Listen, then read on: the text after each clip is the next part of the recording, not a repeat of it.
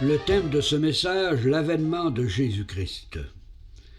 Il existe présentement dans le milieu évangélique une confusion entre les frères et les sœurs qui se réclament de Christ, concernant la venue du Seigneur pour venir chercher les siens, ce qui amène à l'esprit des païens l'idée que nous sommes incapables de s'entendre sur la vérité des Saintes Écritures. Il faut admettre de ce côté qu'ils n'ont pas tout à fait tort. De fait, on enseigne dans plusieurs assemblées soi-disant évangéliques qu'il existe parmi les croyants des prémillénaristes, des millénaristes et des amillénaristes concernant l'avènement de Jésus-Christ. Est-ce normal qu'il existe dans le corps de Christ diversité de pensées concernant cette prophétie qui demeure l'espérance même des élus de Dieu et vivant en l'esprit de Jésus-Christ? L'avènement de Christ est une espérance qui console parce que le Seigneur peut revenir n'importe quand et que le chrétien ne doit pas nécessairement attendre la mort pour voir son Sauveur face à face. Il y a une autre consolation concernant cette prophétie. Lors de l'avènement de Jésus-Christ, c'est alors que l'enfant de Dieu vivant sur la terre se retrouvera instantanément réuni à ses frères et ses sœurs décédés dans le passé. Il est écrit dans la première épître aux Thessaloniciens au chapitre 4 et les versets 17 et 18.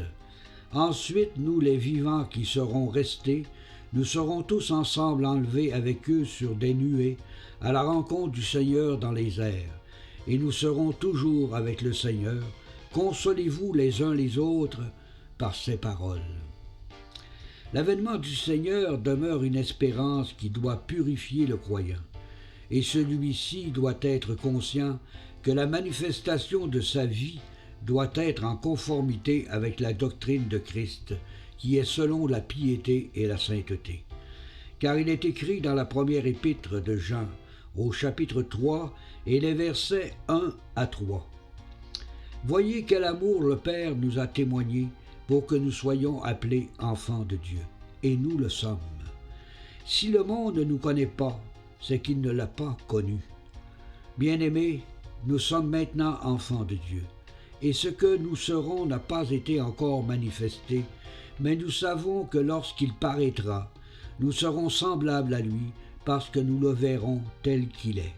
Quiconque a cette espérance en lui se purifie comme lui-même est pur. » L'avènement du Seigneur demeure aussi une grande bénédiction, car rien n'est comparable à la certitude que le Saint-Esprit accorde aux croyants concernant la venue du Seigneur Jésus. C'est compréhensible, car le croyant verra son Sauveur face à face et deviendra semblable à lui, en plus de vivre éternellement dans le même lieu céleste. Il est écrit dans l'Apocalypse, dans l'évangile plutôt de Jean, au chapitre 14 et les versets 2 et 3, « Il y a plusieurs demeures dans la maison de mon Père, et si cela n'était pas, je vous l'aurais dit. Je vais vous préparer une place, je reviendrai et je vous prendrai avec moi, afin que là où je suis, vous y soyez aussi. » Ces paroles du Christ doivent être un grand réconfort pour l'ensemble de ses rachetés qui forment son Église.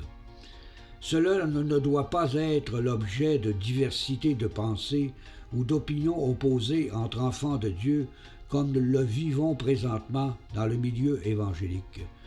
De fait, il est pertinent de croire que les enfants de Dieu qui sont conduits par le Saint-Esprit devraient avoir une même pensée concernant le moment où arrivera l'avènement du Seigneur pour venir chercher les siens. Ce n'est certainement pas en enseignant dans les assemblées chrétiennes qu'il y a parmi les croyants des prémillénaristes, des amillénaristes et des millénaristes que nous arriverons à marcher dans une même foi et une même espérance concernant la venue de notre Sauveur. Sachez d'abord que ces appellations n'ont aucun fondement scripturaire et qu'elles sont une pure invention traditionnelle, car elle laisse sous-entendre qu'il y a des chrétiens qui croient que le Seigneur viendra chercher les siens avant son règne millénaire. De plus, l'autre appellation laisse sous-entendre que le Seigneur viendra chercher les siens à la demi de son règne millénaire, alors que la troisième appellation laisse sous-entendre qu'il y aura une résurrection simultanée entre les justes et les injustes à la fin du millénium. Pouvons-nous, en tant que croyants, être fiers de cette situation de confusion entre ceux et celles qui se réclament de Jésus-Christ? De fait, il y a une seule pensée parmi ces trois appellations qui sont en harmonie avec la vérité des Saintes Écritures. Regardons les deux fausses conceptions à la lumière de la parole de Dieu. Si le Seigneur viendrait chercher les siens à la demi de son règne millénaire, il faudrait admettre une chose inadmissible, car les rachetés de Christ devraient subir la colère de leur Père céleste et passer par le fait même dans des moments difficiles lors des 7 coupes de la colère de Dieu, selon l'Apocalypse chapitre 16 et le verset 1, qui nous dit « Et j'entendis une voix qui venait du temple et qui disait aux 7 anges, « Allez et versez sur la terre les 7 coupes de la colère de Dieu. » Tout le chapitre 16 du livre de l'Apocalypse nous montre avec précision certaines épreuves de la grande tribulation qui se passeront non pendant le règne millénaire de Christ, mais pendant les 7 années où les saints ressuscités seront au ciel avec le Christ. C'est un fait biblique incontestable, car le Seigneur viendra délivrer ses rachetés de la colère à venir, selon la première épître aux Thessaloniciens, au chapitre 1 et le verset 10. Comment un croyant justifié par la foi au Fils de Dieu, qui a expié ses propres péchés et versé son sang à la croix, afin de le racheter, pourrait-il subir la colère de Dieu lors de la grande tribulation? Une telle chose est impensable, parce que le croyant est justifié par Dieu lui-même, selon Romains chapitre 8 et le verset 33. Dieu n'a pas destiné ses élus à la colère, mais à la possession du salut par notre Seigneur Jésus-Christ, selon la première épître aux Thessaloniciens, au chapitre 5 et le verset 9. Souvent, les fausses conceptions bibliques arrivent au cœur du croyant par les nombreux livres supposément à saveur biblique, qui sont sujets à l'erreur. Plusieurs croyants s'imaginent que ces livres vont améliorer leur connaissance biblique, alors que bien souvent, ces livres ne font que créer à leur esprit de fausses conceptions concernant la parole et la pensée réelle de l'esprit de vérité. Regardons maintenant la deuxième fausse conception concernant l'avènement du Seigneur, qui laisse sous-entendre qu'il y aura une résurrection simultanée entre les justes et les injustes à la fin du millénium. Nous n'avons pas besoin de beaucoup de passages bibliques pour prouver que cette idée est totalement irréfléchie et à la fois absurde. De fait, la parole de Dieu nous enseigne qu'il y aura une première résurrection. Dans l'Apocalypse au chapitre 20 et le verset 6, il est écrit « Heureux et saints ceux qui ont part à la première résurrection. La seconde mort n'a point de pouvoir sur eux, mais ils seront sacrificateurs de Dieu et de Christ, et ils régneront avec lui pendant 1000 ans. » Dans ce passage, la parole de Dieu est très précise. En déclarant qu'il y aura une première résurrection, il est donc logique de croire qu'il y en aura une deuxième. De plus, la parole de Dieu confirme que les rachetés de Christ seront sacrificateurs de Dieu et de Christ et qu'ils régneront avec lui pendant 1000 ans. Selon ces deux faits, il est impossible d'admettre qu'il y aura une résurrection simultanée entre les justes et les injustes à la fin du millénium. Sachez que la Bible est très précise concernant le temps qui se passe entre les deux résurrections. D'abord, les morts en Christ ressusciteront, et les saints sur la terre seront transformés. Ils iront au ciel avec le Seigneur. Après leur séjour de 7 années au ciel, ils reviendront sur la terre pour régner avec le Christ pendant 1000 ans. Et les autres morts, c'est-à-dire les non-sauvés, ne reviendront pas à la vie jusqu'à ce que les 1000 ans soient accomplis, selon Apocalypse chapitre 20 et les versets 4 et 5. Il est donc inconcevable qu'un croyant puisse déclarer qu'il y aura une résurrection simultanée entre les justes et les injustes à la fin du millénium, car la Bible est très claire, il y a 1000 ans qui séparent les deux résurrections. Maintenant, regardons à la lumière de la parole de Dieu quand arrivera l'enlèvement de l'Église. Il faut d'abord savoir que cet événement se produira 7 ans avant le règne millénaire de Christ. Il ne faut surtout pas confondre l'avènement du Seigneur pour venir chercher les siens et sa deuxième venue pour établir son règne millénaire. L'enlèvement de l'Église nous est présenté dans la première épître aux Thessaloniciens, au chapitre 4 et les versets 16 et 17. Il est écrit: « Car le Seigneur lui-même a un signal donné, à la voix d'un archange et au son de la trompette de Dieu, descendra du ciel et les morts en Christ ressusciteront premièrement.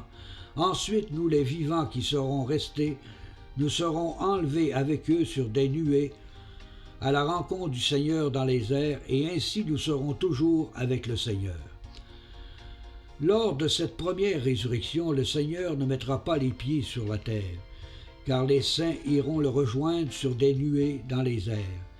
Cette résurrection arrivera 7 ans avant le règne millénaire de Christ, et les saints se rendront au ciel pour célébrer les noces de l'agneau et recevoir leur récompense pour les œuvres qu'ils auront accomplies pour le Seigneur sur la terre. Car il est écrit dans l'Apocalypse au chapitre 19 et les versets 7 et 8 « Réjouissons-nous, soyons dans l'allégresse et donnons-lui gloire, car les noces de l'agneau sont venues, son épouse s'est préparée et lui a été donné de se revêtir d'un fin lin, éclatant, pur, car le fin lin, ce sont les œuvres justes des saints. » Pendant que les saints seront au ciel, il y aura sur la terre la grande tribulation, décrit dans l'Apocalypse dans les chapitres 7, 8 et 9. Ce sera un temps horrible, d'abomination, de désolation, de trouble, de tristesse, d'angoisse et de jugement que la terre n'aura jamais connu. Cependant, la grâce de Dieu se manifestera, car une partie d'Israël sera sauvée, selon l'Apocalypse chapitre 7 et le verset 4. Et j'entendis le nombre de ceux qui avaient été marqués du sceau, 144 000 de toutes les tribus des fils d'Israël. De plus, une multitude d'hommes de toutes les nations seront sauvés. Ils sont décrits dans l'Apocalypse au chapitre 7 et le verset 14 qui nous dit « Ce sont ceux qui viennent de la grande tribulation, ils ont lavé leurs robes, ils les ont blanchis dans le sang de l'agneau. » Après cette période de désolation de la grande tribulation, arrivera un grand événement. Ce sera le retour de Christ avec ses saints pour établir son règne de 1000 ans.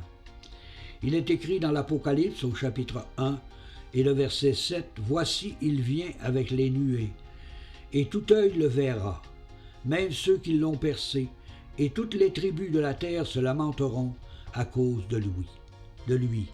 Oui, Amen. » Les tribus de la terre se lamenteront parce qu'il y aura un jugement porté contre ceux qui auront fait du mal aux frères de Jésus, les Juifs sauvés.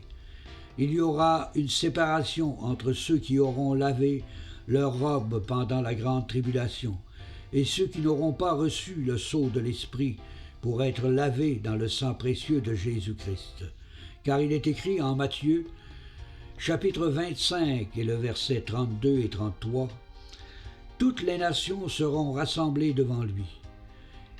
Il séparera les uns d'avec les autres, comme le bon berger sépare les brebis d'avec les boucs.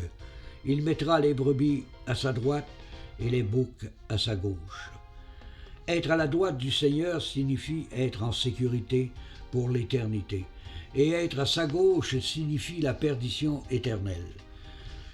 Plusieurs croyants, malheureusement, font confiance aveuglément aux enseignements traditionnels de leur dénomination et de leur assemblée locale, où ils font confiance à des livres écrits par les hommes qui amènent de fausses conceptions bibliques. Ce n'est pas une dénomination ni les écrits des hommes qui ont le pouvoir de sanctifier le croyant dans la vérité, mais seul le Saint-Esprit peut apporter la lumière dans l'entière révélation de la parole de Dieu.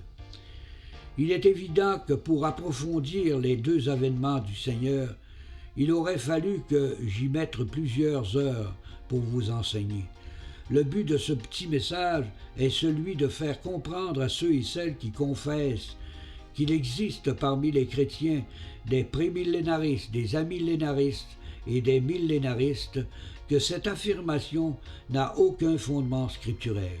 De plus, elle provoque parmi ceux et celles qui se réclament de Christ des diversités de pensées qui nuisent grandement à l'unité du corps de Jésus-Christ. L'avènement de Jésus-Christ pour venir chercher les siens ne doit pas être un sujet de diversité de pensée ou d'ambiguïté, car cette doctrine est l'espérance même de la rédemption de notre corps. Depuis, la parole de Dieu n'a rien caché concernant cet avènement, car c'est par la foi en cette grande promesse qu'une joie inexprimable apparaît en notre cœur. Toi qui as écouté ce petit message, attends-tu le Seigneur au bon moment? Ou es-tu dans le doute concernant le moment précis de l'enlèvement de l'Église? C'est à toi d'y réfléchir et de marcher selon l'esprit de vérité et dans l'obéissance à la parole de Dieu. Et que le Dieu de toute grâce te bénisse en abondance et te fasse comprendre ce message par Jésus-Christ notre Seigneur. Amen.